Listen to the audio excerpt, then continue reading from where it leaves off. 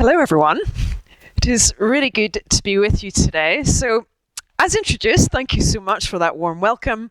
My name is Sara Stevenson. As you can tell by the accent, I grew up on the Emerald Isle over in Ireland, and I've been here in Oxford for between 2 and 3 years speaking for the Oxford Centre for Christian Apologetics. So it is really good to be with you today. Now, as you can imagine, in this massive question that we have, in a 15-minute talk, I'm going to engage with you in some of the central ideas or premises behind this question. And then in our Q&A, we're going to draw out some of the other questions and ideas that you might have in response. So what I'm going to do today is I'm going to comment on a brief word on who Jesus claimed to be. I'm going to engage with one of the most commonly cited philosophers in the West who has an objection to Jesus being exclusively true. And then we're going to look at, is Jesus truly unique from the other religious cultures around the world?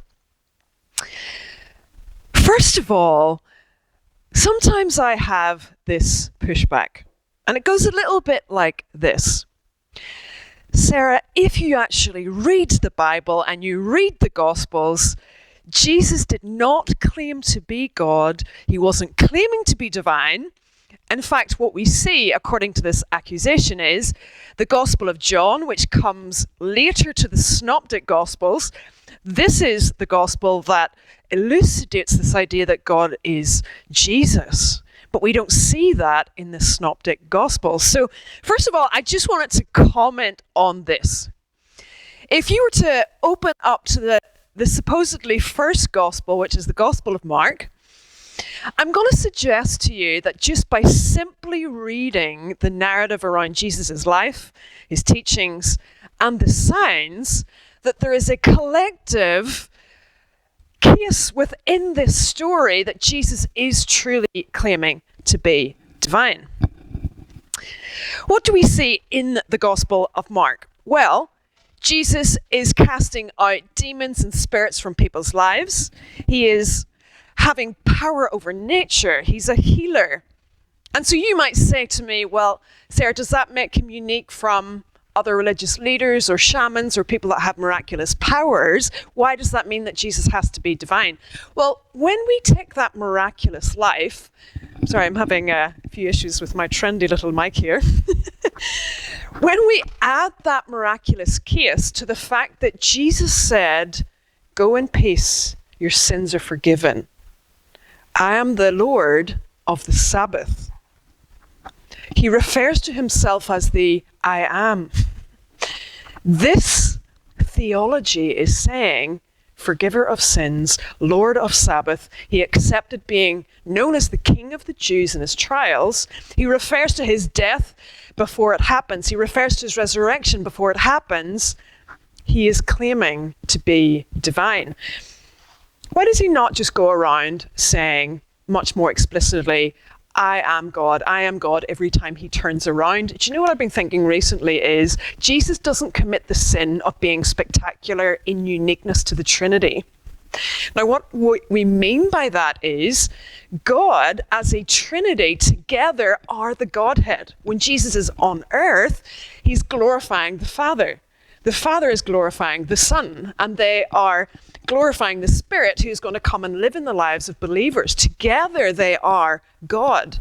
Jesus gives us enough information to know that he's God without setting himself apart from his Father and from the Spirit. He makes it clear enough within the earliest gospel written, his own words, that he is the forgiver of sins, the I am, the divine, the one who would die, the one who would rise.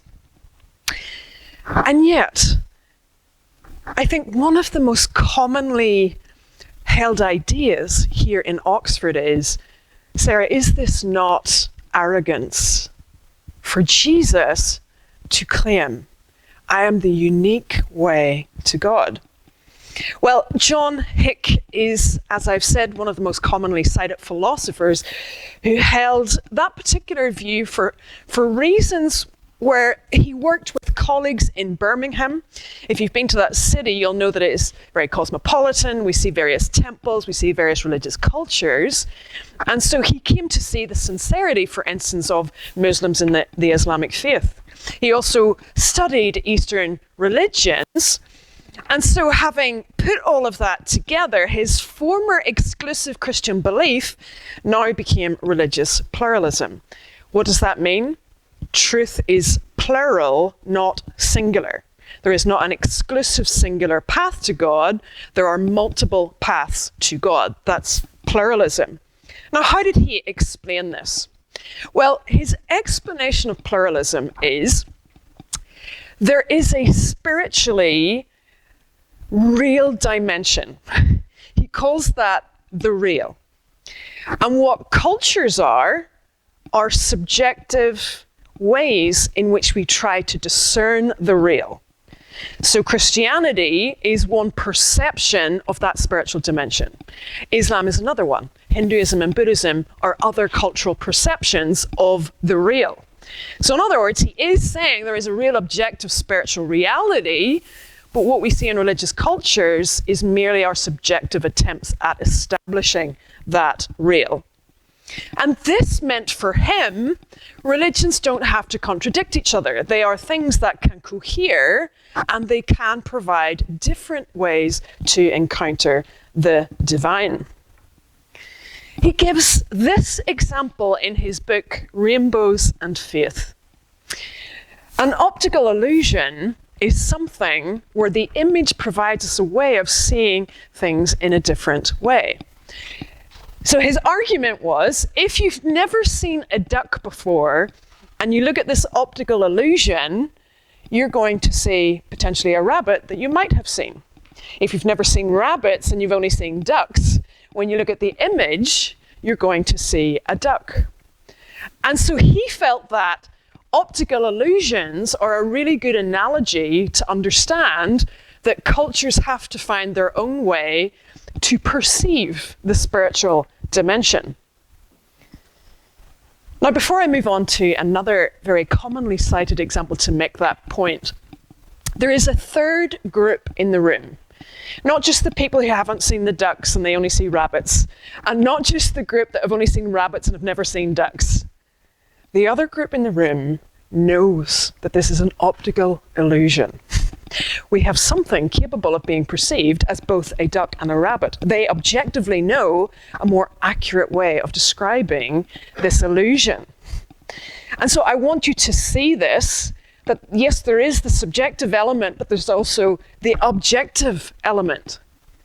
And that's going to be an important point as we progress in this short talk.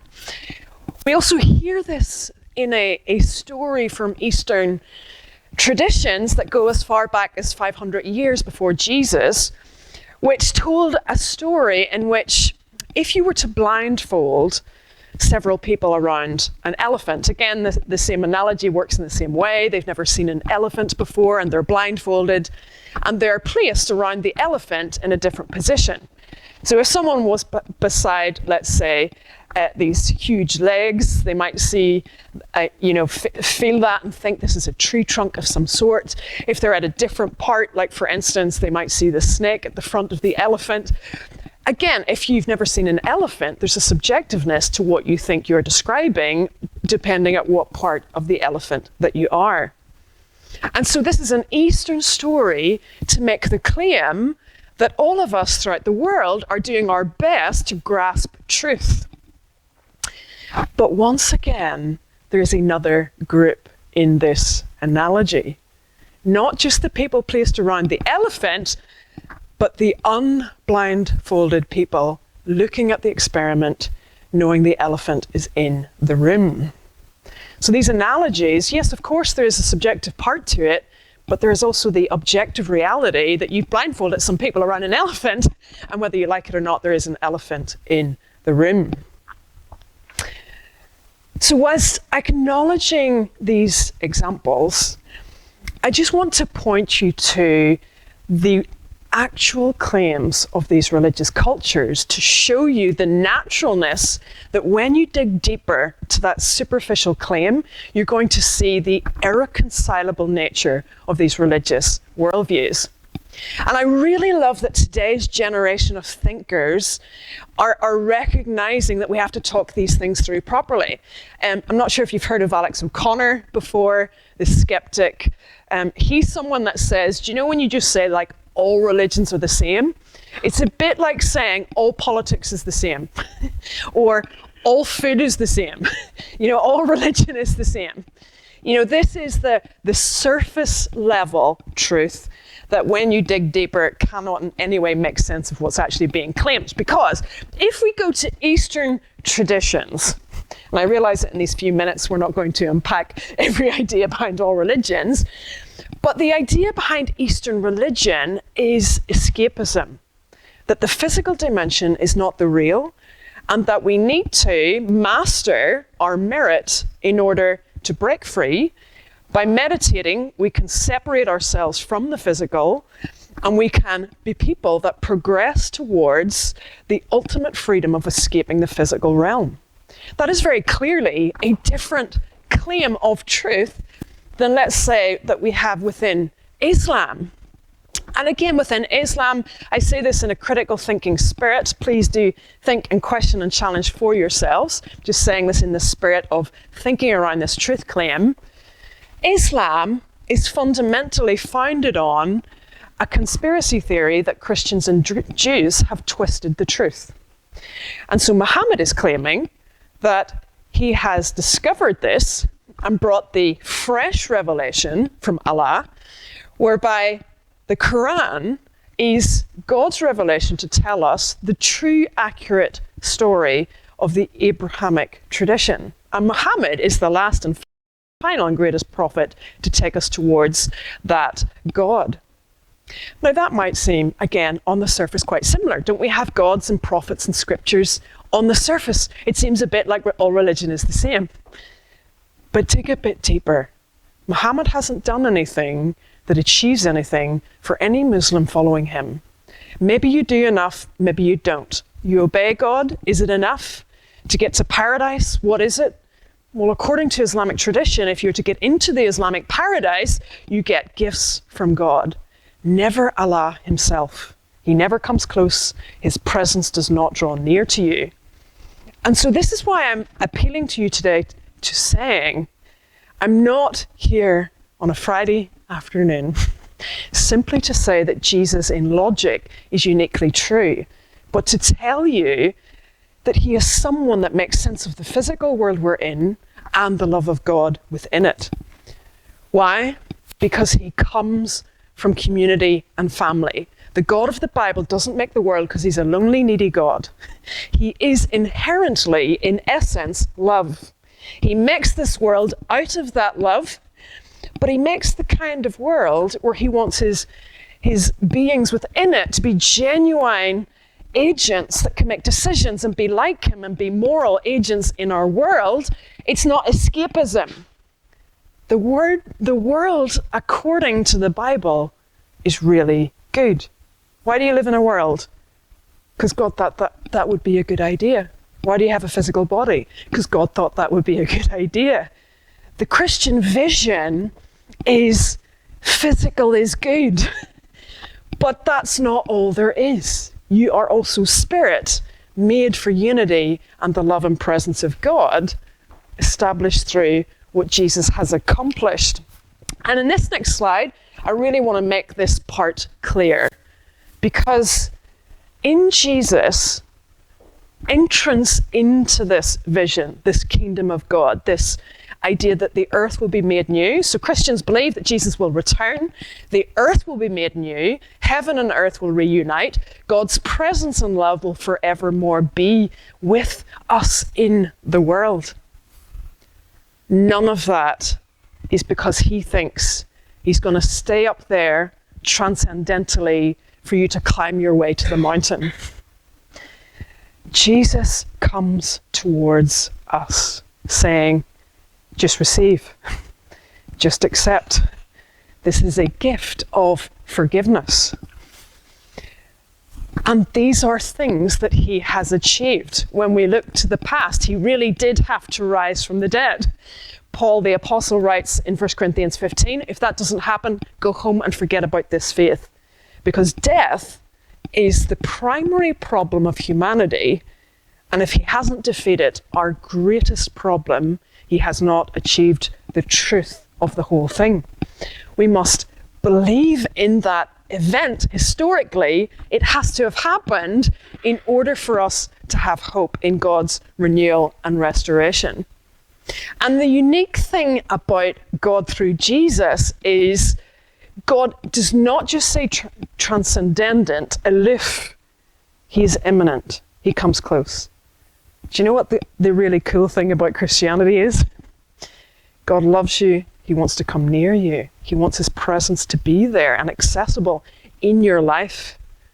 That is unique. Allah never becomes immanent. He never comes into his own creation. His presence is never accessible in that way. Eastern religion offers you an escapism route. Jesus alone comes close and says, physical good, spiritual good, and this is your way to receive it as a gift. And so, for me, the uniqueness of Jesus is that, it just makes so much sense of who we are, where we're from, our world around us, but it also makes sense that it's good. Been listening to a lot of political manifestos recently. I don't know if a few weeks ago you watched Trump's A-team come in as he announced his vision for the new America. Stage left, on comes Elon Musk. And the hope for the stars and stripes. Maybe Canada can become the 51st state. Maybe Americans can put the flag on Mars. Is this the hope of humanity, that one day we might occupy a dusty red planet? Is that the vision? Because there was a very different political manifesto when Jesus in the Sermon on the Mount was asked, climb the mountain and tell us what God's vision for the world is like. He said, as he climbed the mountain that day, do you want to know what God's kingdom is like? Poor people will be blessed. If you're mourning, if you're hungry, if you're persecuted, reviled, if you're a peacemaker, you will be blessed. And I always thought when Jesus said this, how can a poor person be blessed? If you're persecuted, if your circumstances are terrible, how can you be blessed? How is this the manifesto of the kingdom of heaven? Because the kingdom of heaven is true, if you're a poor person, you have hope. Because there is a truth and a hope that transcends your circumstances, to which you can put your hope in and know that freedom is coming for you. Jesus isn't just logically unique, but he's good. Because do you know what? No matter what race you are, no matter what nationality you're from, no matter your gender or age, he says you're of value in equal status within my kingdom. It's not arrogant. This is not arrogance. In fact, Gavin DaCosta in the 90s did a lot of work and research into this. The late Tim Keller up here, and also we've got the Australian apologist, John Dixon. They've popularized a very important point, and that is to say, even if you're a religious pluralist, do you realize you're also claiming an exclusive truth? Because if you make the claim, all religions are true and lead to God, you're claiming a truth claim. And you're rejecting that one would be exclusively true. So what are you actually doing? You're saying your philosophy is right and someone else's philosophy is wrong. That is not any more tolerant to have that view than it is to believe that Christianity is true. You can see with Tim Keller's quote, even supporters of religious pluralism are claiming an exclusive truth claim. They're rejecting a perspective that there's one true religious path. In fact, Dixon would go further in saying religious pluralists think they themselves have the truth. So is it that just these intellectual academic philosophers have figured it all out uniquely, and they have the truth for everyone else in the world to follow. That is not more tolerant. That is arrogance, that they have academically figured it all out for the rest of humanity. It's not any more tolerant. But back to this. It's not intolerant if it's good. Why does Jesus not want us to be stuck in counterfeit supernatural worldviews? Is because they never take you to the love of God. They never set you free. You stay stuck into those controls, which is why it is a loving thing to share the good news about Jesus. And I'm going to finish with a very quick reference to this story. A couple of years ago, I was hiking in South Korea with my sister, a bit of a random one. And we traveled to Bukhansan National Park. This is near Seoul in South Korea. And so basically, we just started to climb one day. And you know what it's like when you're on a mountain, if you're a climber, if you enjoy being out in nature, you kind of think, right, let's go. So we climbed a bit more, and we climbed a bit more. And it got to a part of the mountain where we were like, oh, this actually seems a bit dodgy, or we're going to get in trouble. But you know what we're like, a bit naive. So we're like, we keep climbing. And then we get to a part of the mountain whereby there's steel chains coming off the boulders that you actually have to put your full body weight on to get to the next part of the mountain. But when we turned round, we realized we couldn't get back down. We'd climbed so far, there was no turning back. And now we're at a point in the mountain where the rest of it is your full body weight in chains to get to the very top of the mountain. Now, of course, my sister starts to panic, and I inwardly start to panic because we both know we are stuck. What happened that day was a Korean climber who doesn't speak English looked back and saw that the two of us were stuck. So what he did was he came back down the mountain and he helped us make those jumps. We climbed for 4 hours that day. We made jumps across this mountain that if you miss them, you die off the cliff. This is the kind of hike that turned into that day. That's not the kind of hiking my sister and I do. He didn't speak English, and when we got to the very top, obviously we thought, well, how are we going to get back down from here? We literally had to follow him in faith with no language. He then pointed to the other side, and when we saw the other side, this is where rookie hikers go, and it is a nice and neat, lovely little smooth journey back down. And when I came back down, I phoned everybody in my phone just to, celebrate life and, be so grateful for the fact that I was alive that day. But you know what I learned on that mountain was this Korean climber, who I don't know and doesn't speak English, is the only hope that I have of getting it off this mountain. And I think that's the uniqueness of Jesus. He doesn't just give you an upgrade, some nice spiritual experiences. It's like literally he's rescuing you. You're putting your whole life onto him. And he's saying, trust me with that, because I climbed the mountain for you. You don't have to do it. You lean on me and I will set you free.